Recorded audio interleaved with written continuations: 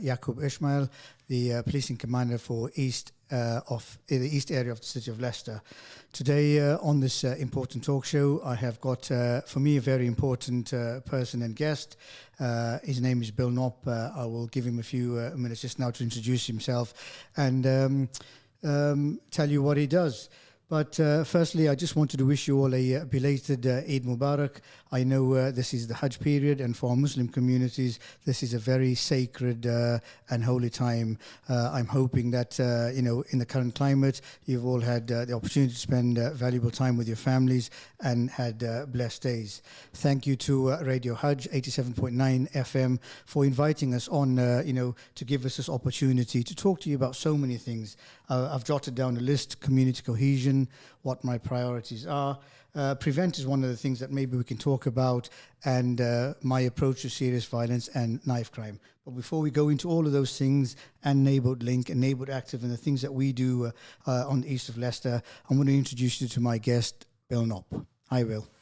Hi, Yakub, and thanks very much to yourself and to Radio Hajj for inviting me along today. So some of you will remember me as the old Inspector at Spinney Hill, doing the job that you do, and congratulations for getting that. Thank you. It's a great role. For the last 5 years or so, I've been the Regional Prevent Coordinator for the East Midlands. Actually retired as a police officer last year, but I've gone back to my old job effectively as a civilian. In a nutshell, that's Knnop, but it should be a household name to most of you. As you had just heard, he was the former MPA commander. So before I took over, a couple of years or a few years before, he was in the position that I'm in now. So a lot of what we have in place, the trust and the relationships that we have, with our communities, isn't a new thing from today. These are the relationships that Bill and his team built, over the years. We talk about community cohesion, and that's one of the things that, on my list to talk about. And I could bore you all with the academic or the United Nations definition of community cohesion. But in a nutshell, what is community cohesion? It's where, communities of all cultures, of all faiths, or non-faiths come together and take care of one another. That is what community cohesion in a nutshell is. And we saw now in the current COVID restrictions, or last year, communities of different groups and cultures came together, and they really took care of one another in the best ways, by providing food for one another, by talking to one another, talking about mental health and welfare. And I saw community cohesions in abundance, not just in Leicester, East Leicester, but across Leicester, Leicestershire and Rutland. So, I'm really proud to be the commander of an area where, I see the communities coming together in the most difficult times. But Bill, you mentioned that you are currently the regional coordinator or director for Prevent. And I have been asked this before, but I think you'd be the best person to tell our viewers or listeners what actually is Prevent. What is it you do, Bill? Okay. Well, I'm going to strip it back to basics. Yeah. I'm not going to assume anything. So the government has had a counter-terrorist strategy now for nearly 20 years. It's called a contest strategy, and that includes 4 Ps, as we refer to them. The first is pursue, probably the easiest to understand. That's the criminal investigation of terrorist offences. Yeah. And then there's 2 which are always considered together: protect and prepare. Protect is how do we make our society, our institutions, our buildings more secure against terrorist attacks, and that's all the bollards you've seen go up in recent years around airports and city centres, etc. And then there is prepare, about how do you actually get back to normal after a terrorist attack takes place. So those first 3 are, I think everybody's completely signed up to them. They understand them. The last P, prevent, is what I work in, and is by far the most contentious area of policing that I've worked in 30 years plus now. Yeah. And I think a lot of that is because it's massively misunderstood. Yeah. I'm thinking of a little diagram, unfortunately not going to really work on radio, which is a pyramid. Yeah. That describes to me and my team what Prevent is. And the first layer is the messaging, the projects that build up community cohesion, that try and effectively undermine the message of extremists. And that a lot of that is done by government departments as well as community groups that receive funding, that seek to provide, positive pro-social activities for people to get involved in to undermine the message of the extremists. Yeah. The middle section of that pyramid is safeguarding. Yeah. And that is how do we divert and protect vulnerable people from getting drawn into terrorism or supporting terrorism. Yeah. And that is the bulk of what my team do on a day-to-day basis. Yeah. So working with colleagues in the council, NHS and education are the main partners that we work with. What packages of support, what incentives can we put together for people who've been identified as having a vulnerability to getting drawn into supporting terrorism effectively. Yeah. And there is a panel called Channel, which puts together these packages of support. Yeah. And we work with people sometimes just for a matter of weeks, sometimes for months, and on occasions for years as we track them through their the various stages of risk that they present. Yeah. And the very tip end of that pyramid is working to rehabilitate people who have been convicted of terrorist offences. So there is also a small team that works with people as they come out from prison and helps them reintegrate into society. So that in a nutshell is what Prevent is doing. But I am well aware from my previous role, sat in your chair that you're in now, as well as my experiences early on in Prevent, that it is often misconstrued as spying on communities. It gets confused with Schedule 7, the stops at airports that people have a real issue with.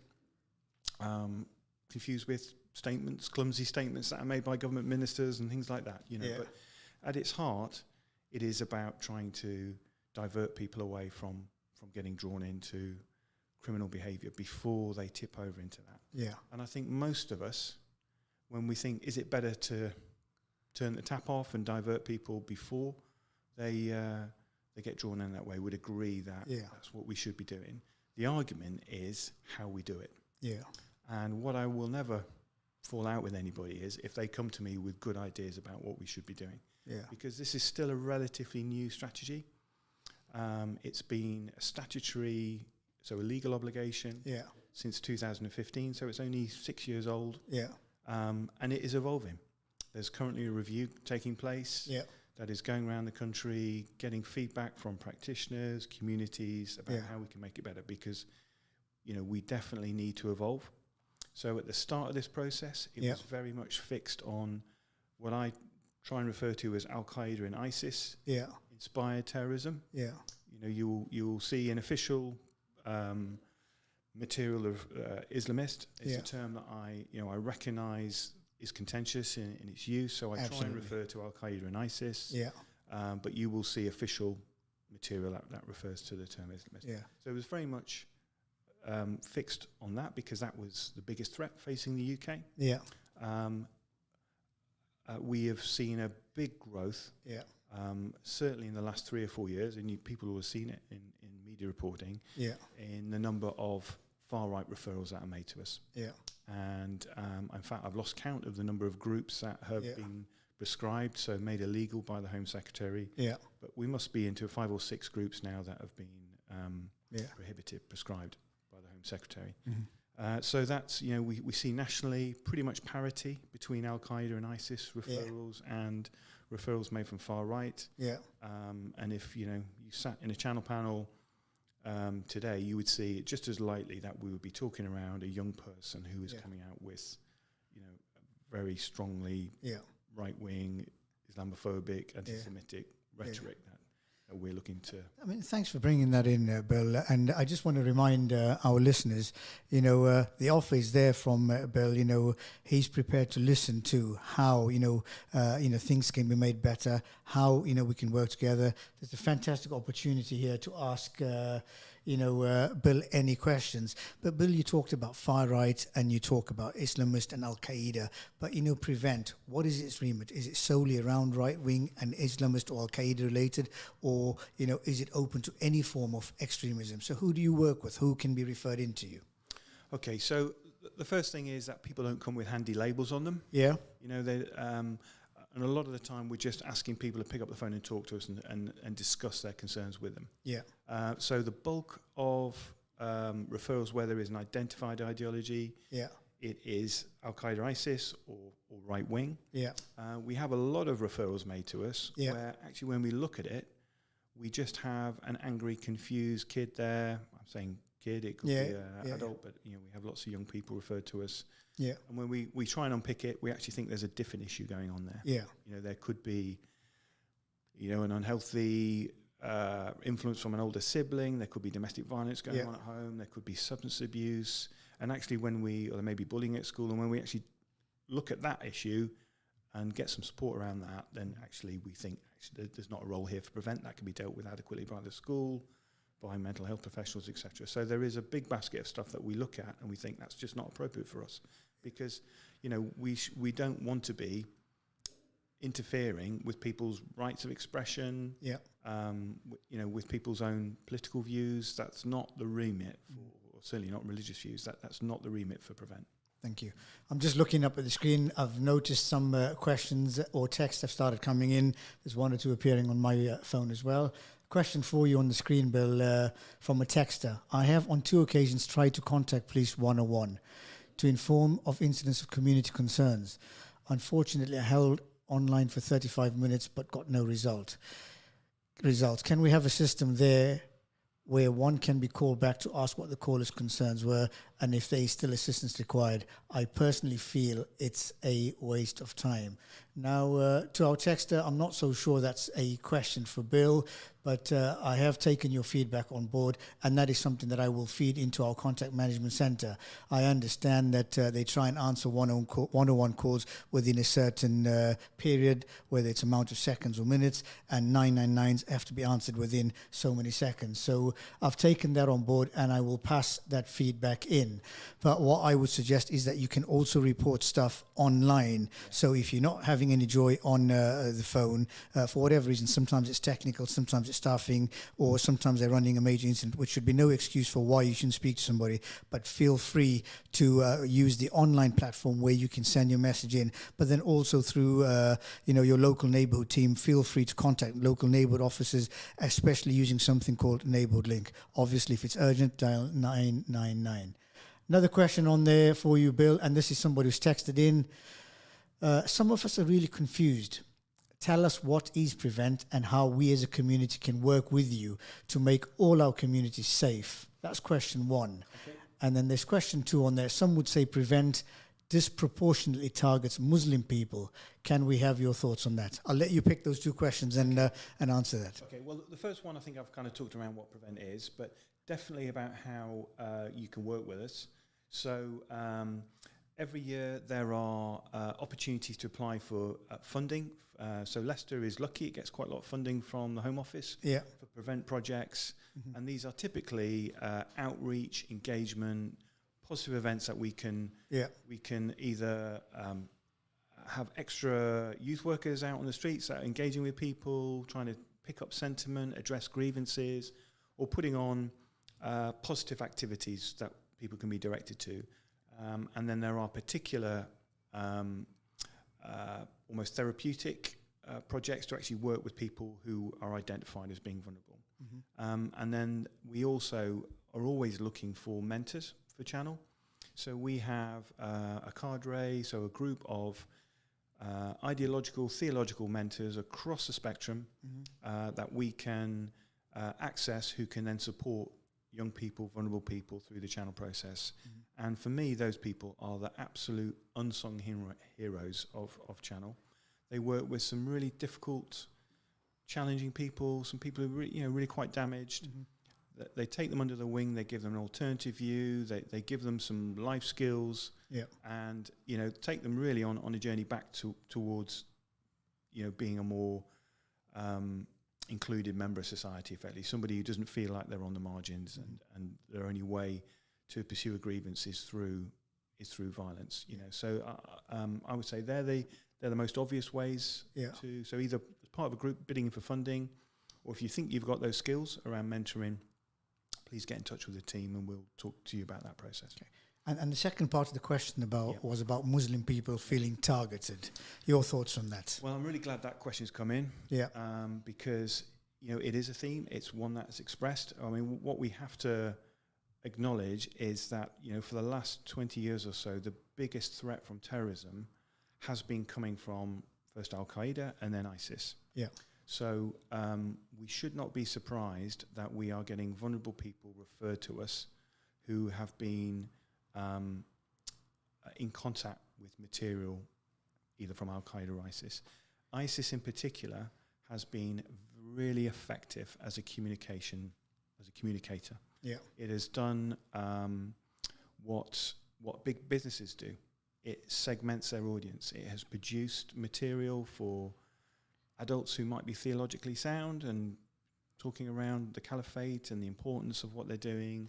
It's produced material for young women who maybe have romantic aspirations. It's produced material that have fed violent male fantasies, and then that's very much what the media have picked up on. So we should not be surprised that we get vulnerable young Muslim children and vulnerable adults referred to us because they've been targeted by extremists. We should not be surprised by that. Now, a lot of parents will be driving home, listening in their cars, or people will be at home listening to what you've just said, that, you know, some groups may target their children or the vulnerable in virtual spaces. You know, how do those parents get in touch with Prevent? Is it through the schools, GPs, you know, from the horse's mouth directly? How can parents who are concerned about a behavior reach in? And what would you do with those families to support them? Okay, well, the biggest risk facing our communities at the moment is what is material is online. And that material cuts across all ideologies. Yeah. So the far right have learnt the lessons that particularly ISIS have learned better than they have. You know, so if you look at the kind of the material that was produced by the far right 10 years plus ago, it was very stodgy, staid, aimed at an older audience. The far right messaging now is far more in sync with what young people would want to consume, you know, the kind of the meme trolling sort of stuff that that is prevalent on the internet. So I would say to parents who are concerned, and I've got teenage kids myself, is the single thing that you can do is be involved in your children's online lives and discuss it. Discuss what's out there. And to give you, I think, a flavour for the demand to know more, is we put an event on just over a month ago. It was a virtual event, and it was around cyber, and there was two themes to it. The first was to equip teachers, parents with the technical skills they needed to protect their children, and the second bit was to give them a sense of some of the material out there and some of the techniques that groomers were using across the ideological spectrum. We were absolutely inundated with requests. And, you know, we had over 600 people dial in. And, you know, our learning from that is there is a real demand, and we're going to keep putting these events on and evolving them as the threat changes. So is there a specific phone number? Is there an email address? How does anybody concerned, you know, contact Prevent, you know, to start a conversation with you? Yep. Okay. Yeah, your local team, are they reachable? Yep. So the team, we've got a team based at Spinney Hill, as you know, and you can contact us via 101. If you are looking for a website, go to Act Early, Act Early UK, and that will take you to a website which has all the information around Prevent. It's got case studies. It's got the signs of potential radicalisation that we're looking for, and it will tell you can make an online referral, just as you referred to, because we recognise that people's default nowadays tends to be to look for an online information. You know, so we standardise that at a national level. But if you ring 101 and has to be put through the Prevent team, if there's no one there, you'll get a call back. And there was two things that caught my ear. One, you talked about mentors. Yep. You know, tell us a bit more about, you know, who those mentors are. You know, because it's about trusting those mentors. Are they the right people to be working with vulnerable? So tell us about who they are and how the community can get involved. Okay. And then you talked about money. You know, how can the community or grassroots, you know, tap into some of that money to work with you or work, you know, on their own to prevent some of the stuff you're talking about? Okay, so the mentors, their official title is intervention providers, IPs. You'll hear me kind of refer to them as. It's a Home Office scheme. They're recruited by the Home Office. it is quite an intense process to be selected. So if you are someone who wants to be a religious mentor, if you are a Muslim, expect to be interviewed by an imam who's perhaps got experience in prisons and who will test the rigor of your knowledge. There's no point me doing it because I'm not going to have that depth of knowledge. Yeah. Some of our most compelling mentors are people who have been former extremists on one side or the other. So I know very well a man who used to fight for the Taliban. Okay. And now is a Home Office mentor, and you can imagine how effective he is because he's lived it, he's walked it, and I think the compelling thing is he still feels as committed about the grievances he was pursuing, but he recognises there are different ways to pursue it. Yeah. So these are not people who have been brainwashed and turned around, but they're people who have lived a life to a certain extent, become disillusioned and recognise that perhaps they've been manipulated and withdrawn from it, and are now trying to put something positive back into it. And I've worked with EDL members who again have been on a real journey and see that they were groomed and dragged into an organisation which they recognised didn't have their interests, their community's interests at heart. I mean, thanks for your very in-depth and very articulate, explanation of Prevent. And you've done some myth busting in your, in your accounts there. It's not targeted at any specific one group. And, it's not a intelligence gathering exercise, as you explained, counterterrorism or, dealing with those sort of things has 4 different strands, and you fit in as one, strand to protect vulnerable people and stop them from going, down a certain route. But I just want to talk about you and, your former role as the neighborhood policing commander for East area. Tell me, what were some of the highlights, for you when you were the commander of this area, working in this, in the diverse communities? Okay, well, it'd probably sound odd to non-police ears, but I think you'll understand it. I think one of the highlights for me, and it was how the community responded to it, and how integral policing and communities working together was the 2 EDL visits that we had in 2010 and 2012, if I remember rightly. Yeah, thereabouts, yeah. Yeah, and there was a massive policing operation to contain that threat, because we really didn't know we were going to be faced. It was the biggest street movement that Europe had seen, I think, for 20 years or something like that. So there was a significant public order operation, and we were really worried that we would see conflict between communities, particularly young Muslims engaging with the protest group, and we were worried that we would see, similar to we saw in the towns in the northwest, in the noughties, almost a generation criminalised by getting drawn into that conflict. And we did lots of engagement with schools, with young people. We recruited community champions who could be out there on the street and be the buffer between ourselves and young people who were angry and concerned about this intrusion. And although the upset caused by that was significant, but we didn't see the whole scale disorder that we were expecting. What we didn't see was young people criminalised for no reason. And the other thing, the big step change we did was we embraced social media. Yeah, we had a helpline set up for people who were concerned about action. People were worried that mosques were going to be attacked, and we set up a myth-busting phone line and staffed it up for 3 days. It got about 3 calls, whereas Twitter just blew up, and we were able to effectively communicate. And it was the moment we went from almost playing with Twitter to suddenly it becoming an indispensable tool.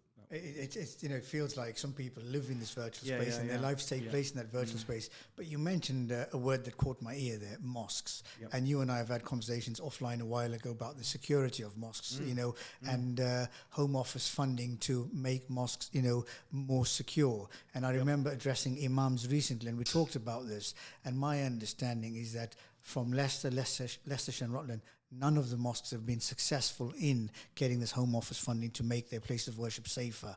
How can you, support these mosques in that application process, or have you got any tips or guidance for them? Okay, now this might sound cold comfort, but in some ways there should be some satisfaction drawn by that, because I'm looking for wood to touch here, but we don't have some of the experiences that mosques in more isolated areas do. So I'm thinking of some of the challenges in cities where there are smaller Muslim communities, where new mosques are established and they become the focus for protest. Thankfully, we haven't got that. Yakub, you might be able to tell me more recently about damage to mosques here, but I think they're relatively low level. They are. So I do appreciate the frustration that you see an advert come out for apply for this, and then you get nothing. It can be frustrating. And that's the feedback I had from an imam. We saw the advert, we applied for the funding, and we weren't successful. But as you say, the Holy Grail, or is that mosques in general haven't been targets in Leicester. In general, they haven't been criminalised or vandalised. And, on the one occasion that I'm aware of that a mosque was broken into, we actually arrested somebody and had a successful prosecution. Right. So, it's not something I'm overly concerned about. It's something I wanted to raise with you. Now, earlier on, I had a text message from Zune Dasu. And this is more for me, but, feel free to chip in, who asked me a question about knife crime. That was in the media, in particular around Leicester, that they saw, in one of the local medias. I just wanted to say, as the East Area Commander, and I just wanted to reassure the communities of East Leicester, is that the incidents that were referred to in that short period of time, I think there may have been 3 or 4. They were, only one of those was on the east of Leicester. The others were elsewhere, which doesn't make it any better. But the important message for me I wanted to get across is that none of them were linked to one another. So they were not related to any community tensions or any underlying issues that crossed over geographical boundaries. These were incidents in isolation. In relation to the one in East Leicester, I just wanted to, assure our community that I do have a serious violence and knife crime strategy locally that has 2 strands to it. One is proactive, policing, a response to those who are carrying weapons, who are involved in that sort of criminality, or who have got a propensity to, to go down that route, and that is targeted policing. And where the grounds exist, we will be stop and searching those. We will be trying to, close the intelligence gap, in relation to the activities. But those who are on the periphery and those who are up and coming, we have, I have one of my officers, Ben Broad, I have a PCSO, Gemma Burt, their remit is to visit these mostly young people at home with their parents and just try to understand, the why, and importantly to understand, who the right people would be to help these young people, to try and divert them. Our attention and effort with them is constant. So, with those who are already, involved, we have a proactive policing response to them. For those who are up and coming, like I said, we do school visits, and, you'll be interested to know that some of the mosques and madrasas have reached out and they've asked for PC Ben Broad and Gemma Bird to visit, community centres and mosques and madrasas to work with some of the young children. So I'm excited, by that and that relationship and that offer.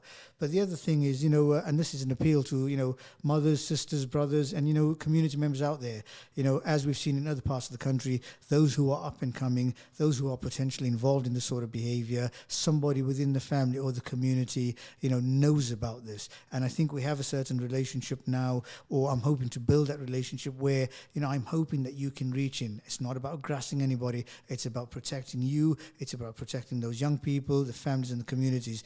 Before something serious happens, let's, work together in partnership, families, police and others, to try and prevent those. So I have got, a written plan which my officers and staff are engaged in daily. I just wanted to reassure you that we are extremely busy in that regard.